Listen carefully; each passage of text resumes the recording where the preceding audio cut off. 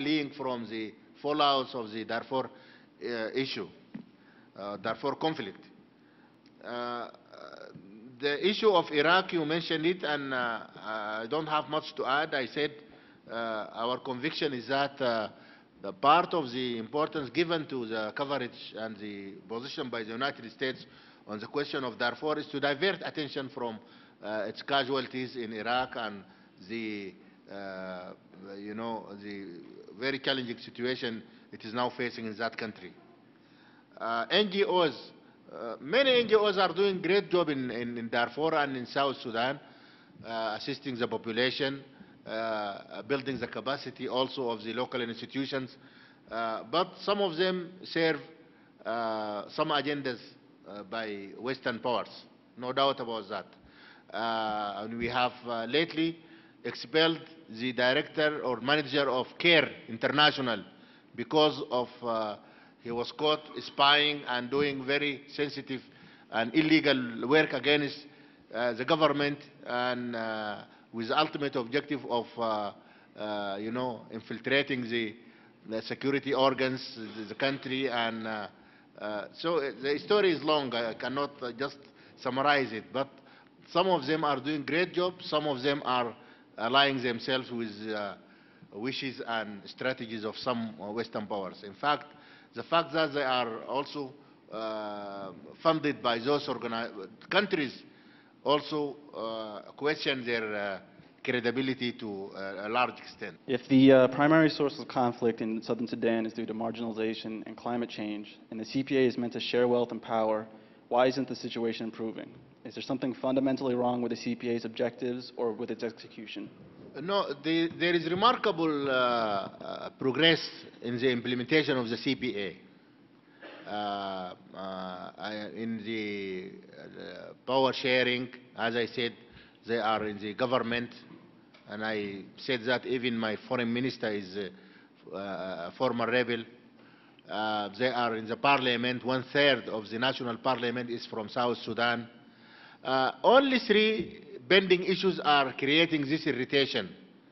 The question of ABA, it's a disputed area between southern Kordofan and South Sudan. The question of integrated units, because according to the security arrangements between North and South, the SPLA would recall their army from some posts in the north, as well as for the government forces to withdraw to the north. So there is also delay in the implementation of the creation of integrated units in both south and north, in addition to ABA.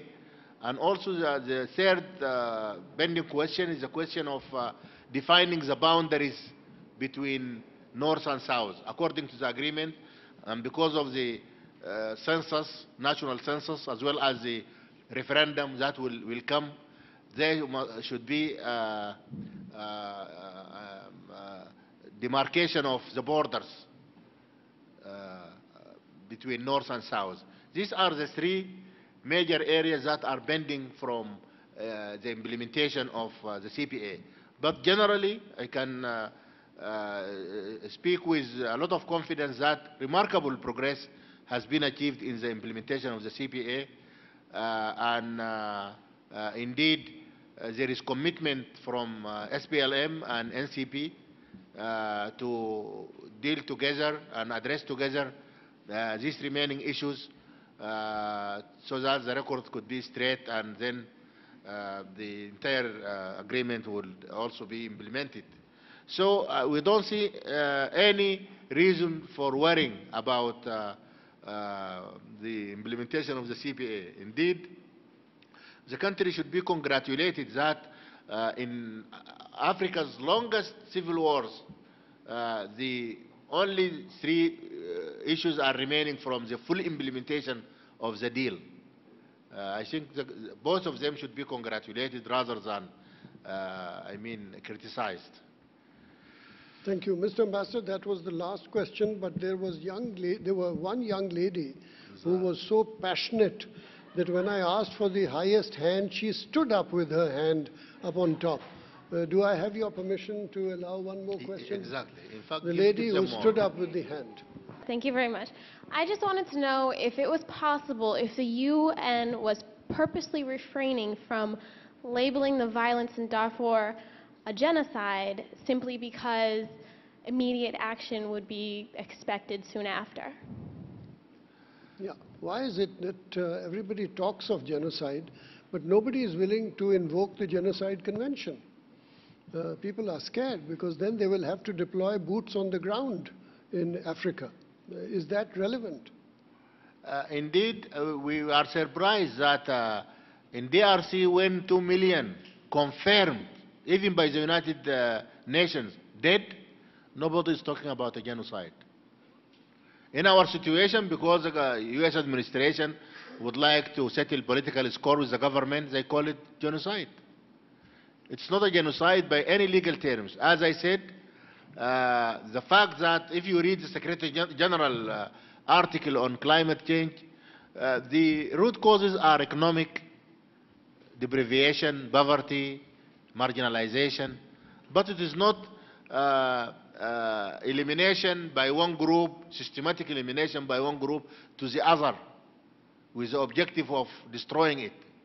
It is a conflict over resources, meager resources. Again, is the backdrop of prolonged years of drought in Africa since the 70s. So I can speak with confidence that the situation has never been and is not at all genocide. And I don't know why people are only fond of labeling. In fact, our efforts should be geared towards making a success the peace process in the country and helping the parties to reach a deal and to bring to an end this conflict. So this is our promise and this is our commitment to you. I hope if there is a chance for me to come, maybe next time we will come with good news. We need your solidarity and support. We are experiencing teething problems because we are also an old civilization, but also a young nation in which we are still grappling with the question of nation building and national reconciliation. As I said, we have about 600 tribes and similar number of languages. So all you see now, whether in South Sudan or in Darfur, are teething problems to a country that is emerging, a country that is giant in Africa, a country that will definitely have a rendezvous with the future, prosperous country, oil producing, having all resources that you can dream about, from uranium to oil to many others, the biggest agricultural country. In fact, Sudan, Australia are put to be the breadbasket for the world in this century. So we need your prayers with us in order that we resolve our problems. Labeling and like genocide, this will not solve the problem.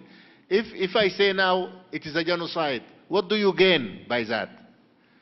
In fact, efforts should be made to reach a political settlement. We are for the political settlement. We accepted Security Council Resolution 1679 for a hybrid operation. We are fully ready now for the peace talks in Tripoli. We have an achievement which we realized, the CPA, stopping or putting an end to one of Africa's longest civil wars, which should be credited for that. And we would like the American administration, rather than tightening the sanctions, to remove the sanctions from Sudan, because they are hurting the people and they are impeding the implementation of the CPA. And American sanctions also played a great part in the problem of Darfur itself, because the country found itself with a lot of debts to the international financial institutions, a lot of debt, no forgiveness for the debt, no resources, no ODA, only sanctions, and every day the Congress is doing something, is planning something against the country. This would not serve